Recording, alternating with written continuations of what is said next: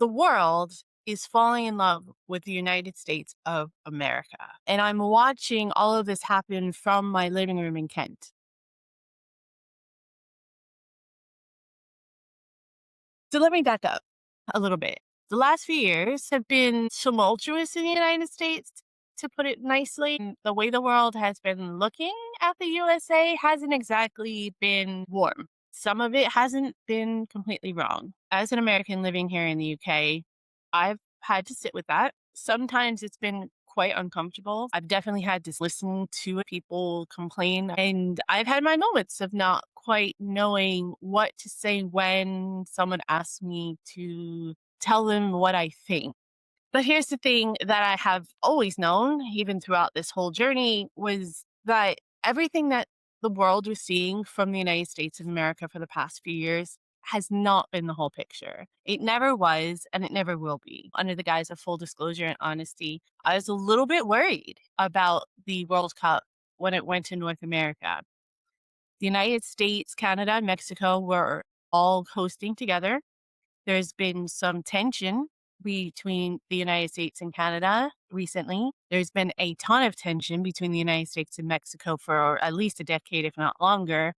And there's been a lot of tension with the United States and immigration and foreigners being on US soil and all of that. I wasn't sure how it was going to go, and I was kind of nervous. But then suddenly, the US actually showed up, like the real US, the United States that I know and love.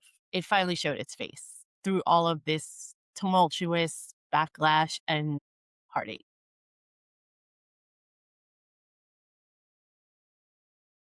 The first example that I want to talk about is the Tartan Army, specifically when I went to Miami. Scottish fans, known as the Tartan Army, for those of you who may not, went to the Miami Marlins baseball game. Not a Scotland game, a baseball game. A sport that's inherently associated with the United States of America. One that most people outside of the US don't follow, probably can't fully explain, but they walked in with bagpipes. They started singing. They chanted. They did what Scottish football fans do. The stadium turned around, embraced it. The Miami Marlins, not exactly known for their electric atmosphere, posted about it like it was the greatest thing that had ever happened to the franchise. Players went on record saying that they wished those types of fans could come to every single game at a random baseball game in Miami in the middle of baseball season. Brilliant.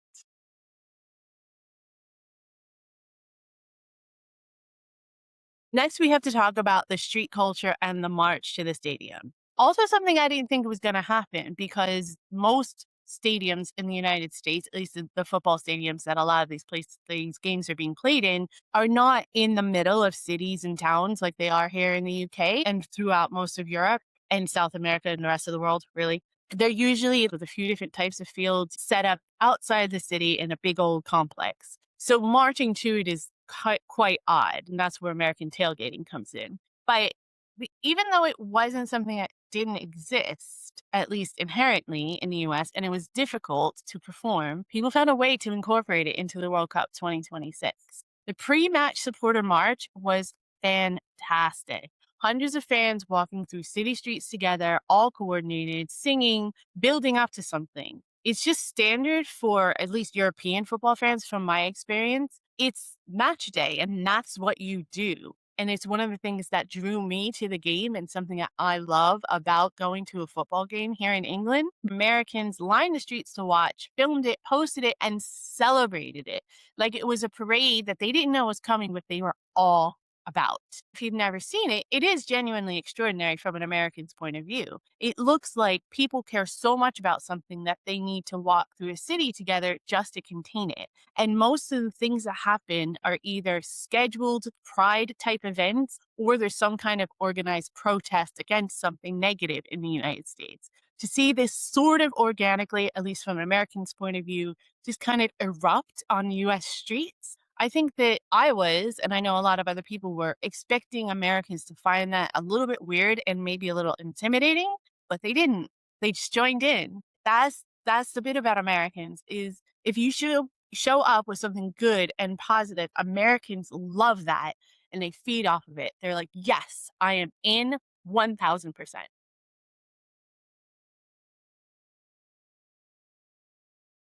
Also, we need a mention of the city takeovers of foreign fans. Namely, I want to call out the Mexicans in Los Angeles. This was no surprise to me, but Mexican fans in LA basically turned up to multiple games with shirts, flags, neighborhood watch parties, tons and tons of people. Voters described LA as embracing it, not tolerating it, not managing it, but embracing it as part of the city's identity during the tournament. It does make sense for LA specifically, as I mentioned, but it's a pattern that's played out across many of the host cities in the United States. And also something I was a little worried about how the cities would react outside of the actual arenas and the FIFA sponsored events. Fans are not arriving, going to the game, and going back to the hotel, which is amazing. They're there days early, they're singing at the airport. They're at every bar, every fan zone, every public square. They're turning up at iconic places like In-N-Out Burger and Buc-ee's. And if you don't know what Buc-ee's is, it's a gas station in Texas and some other southern states. It's basically the size of an airport. It's got its own branded merchandise, makes its own jerky from all different kinds of meats. And it's what I can only describe of as just overwhelming in its capacity, but an incredible sight to see, especially if you've never seen anything like it before. Highly recommend it if you're in those areas. Foreign fans are going to what is basically a truck stop for people who are on long hauls and embracing it like it's a cultural landmark. The unexpected but appreciated response by Americans of delight is makes it so much better.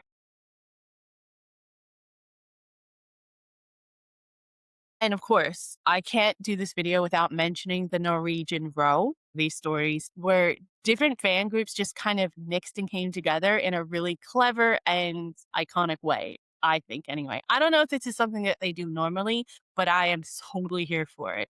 The Norwegian fans rowing with American fans and fans from other countries. I don't know what it is specifically, but somehow it's became a thing for people just used it as a way to show affection and camaraderie and togetherness. Mexican fans in LA started waving Korean flags as a tribute to their shared football history. The openness, the honesty, the joy on all sides. I mean, that's, I think, what everybody is responding to. That's definitely what I'm responding to. The fact that it's a celebration first and a competition second, and that Americans, when given the chance, can actually be truly extraordinary hosts despite things that their government are doing in present day. Not because they're performing hospitality, but because they're faced with very unique authenticity and they love it. And it forces them to be their authentic selves as well. And it shows to me what Americans always have been about.